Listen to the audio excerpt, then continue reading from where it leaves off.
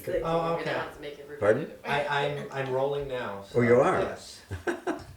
Well, one of the sons settled in Poughkeepsie, and one of the sons came up here to the stockade, because that's all there was. The stockade was really the stockade, keeping the Right, yeah. uh, Yeah. Indians and the French out.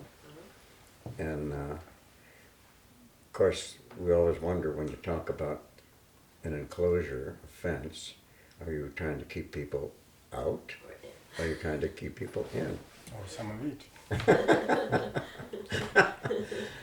So anyhow, he settled here in 1700, the son. And the Vanderburger family comes all through the history of Schenectady. And the first one who came here was Franz Vanderburger. And the last, well, Giles had a father who was Dr. Franz Vanderburger. And that He was a pediatrician. impacts Werner's. Go ahead. Yeah, this is a Go on, talk. little aside, personal history. We fled Germany in December of 1938 from Hitler, and my dad was a pediatrician. Came to New York, and he labored for a year and a half getting prepared to take the state board so he could practice medicine. Well, he made it. So he said, well, we're not going to stay in New York City. I don't like big cities. And so they bought a car, he and my mother, and they drove around New York State. And he came up into this neighborhood. He just loved the size of it and the mountains and the lakes. He also, wherever he went, he interviewed some pediatricians, and some of them were less than friendly, like, move along, buddy. Came here, and Frank Vanderburg had a big reputation because pediatrics was really not much practiced in cities this size. And he'd made a big deal out of it, that this is really another area of medicine.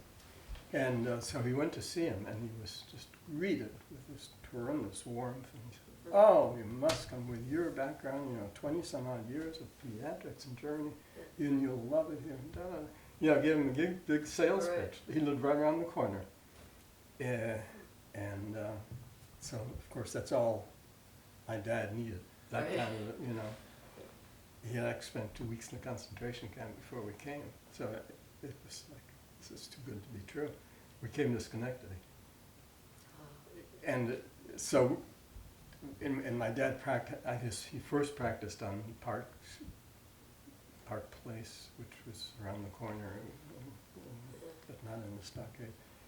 But so there's sort of a history, personal history, that we came to Schenectady through the stockade and through an old Dutch family.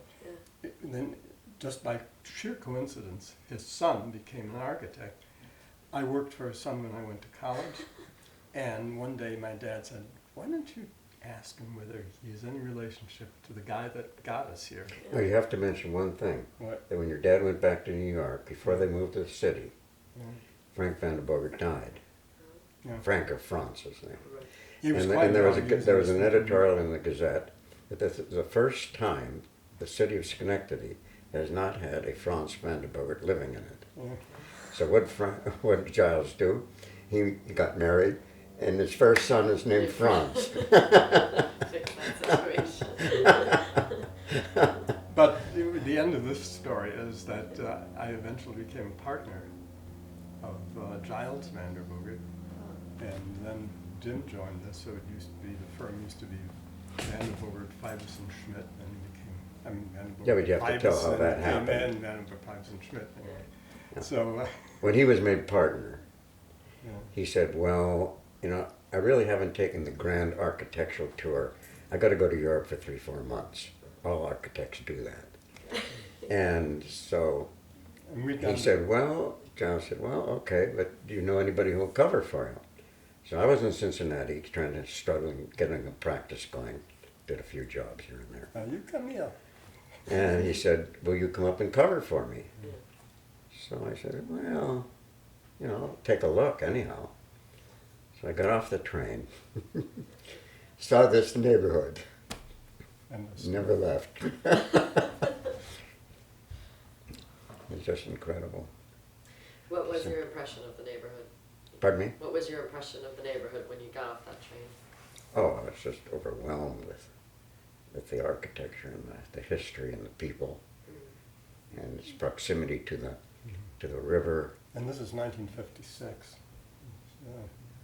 And I don't know if the name Bromfman means anything.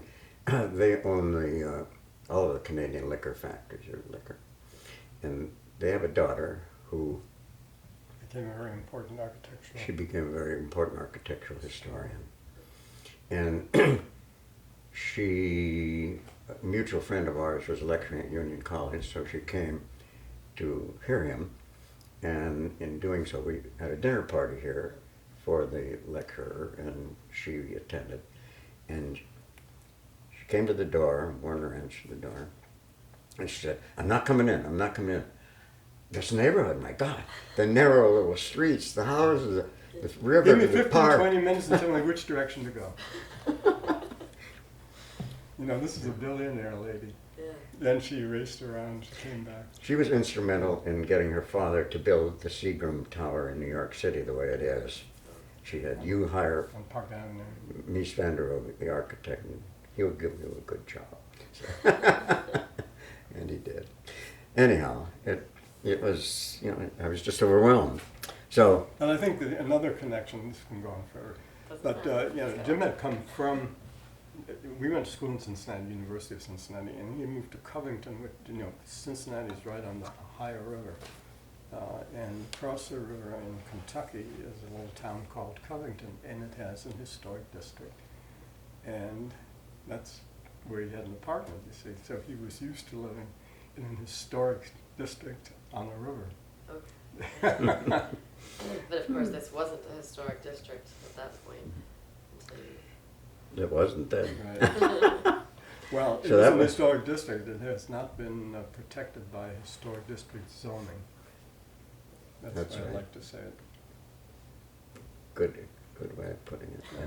So that was in August of 1956, and he didn't come back for 3-4 months, and I was happy working in the office, and I used to walk to the office because Giles and Mary lived 3-4 doors down here, at number, Where Father lives.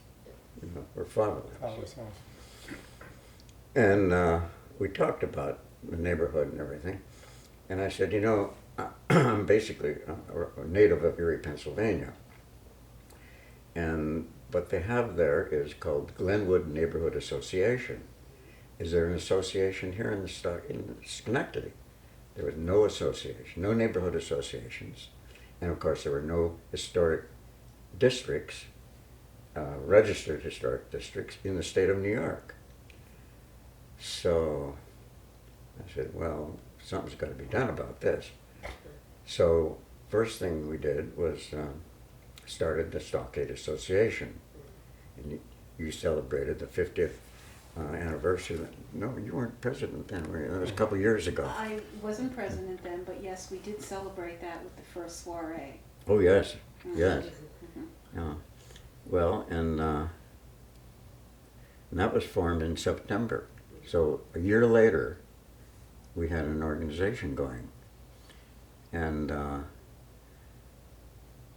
Giles had a son named Edward, and we used to talk about the neighborhood, and he said, you know, it still is as if there was a stockade still built around it. And, you know, they didn't call it the stockade then.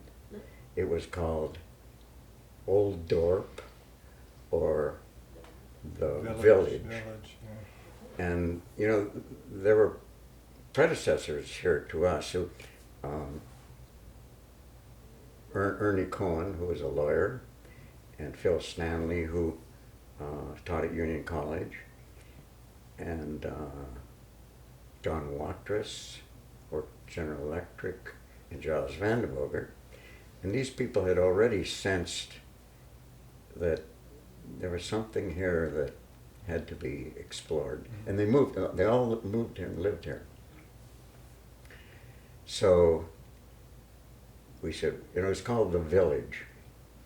As a matter of fact, I think the art show is still run by that organization called, aren't they the Village, still The Village? I believe so, yes. Yeah.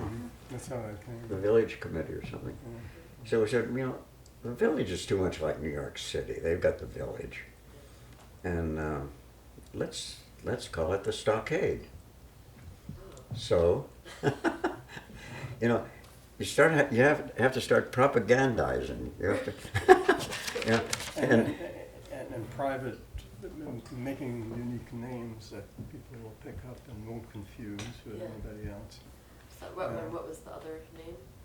well, they called it Old Dorp, one thing. Why? Dorp is a Dutch name, and you'll still see that occasionally. And then it was known as the Village. There's an article in the Here's the And the stockade Spy. really has a bittersweet history since in 1690, I think. It was burned to the ground and the massacre took place. But there was a stockade at the time thinking that it would protect them.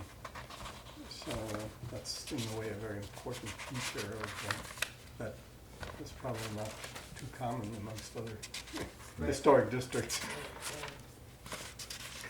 Well, Giles had a sister, Lavinia Shanklin, her married name, and they lived right next. They lived in the old Abraham Yates house, which is the oldest house in the Stockade.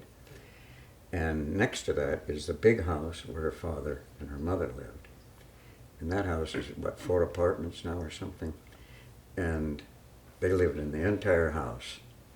Dr. Van Bogert and his wife, Florence, and she was a Philadelphia lady who married him. And when he died, she continued to live there until she died about 80? Something? I think after John. But anyhow, she said, okay, let's get some people together and come to our house and talk about this idea of an association. And I thought, well, here I am. I've been here a year, and I'm a young whippersnapper, and we've got to talk to people here who have some clout, you know, who are the way. A blue stocking. Pardon? A blue stocking. group. Yeah, that area, that part of the stockade was called the Blue Stocking area. Because there were people there that, whose families had lived there and they just hadn't just moved in and they were still houses that hadn't been made into apartments yet and so on. And, they weren't necessarily wealthy at that time in the world at that point, but there was a sense that, they would know best. Well, what is the president of the New York City Library Association? Yeah. What does he call? He says, I have a board. What do you tell him? Yeah. I have a board of 60 people. No, more than that, like 135. 135 this people. guy, Paul Leclerc, used to be professor at Union and taught French there. And he lived on Green Street. Yeah, we've seen him through 3 wives. And he went on, he changed wives and careers. And then he got into administration, academic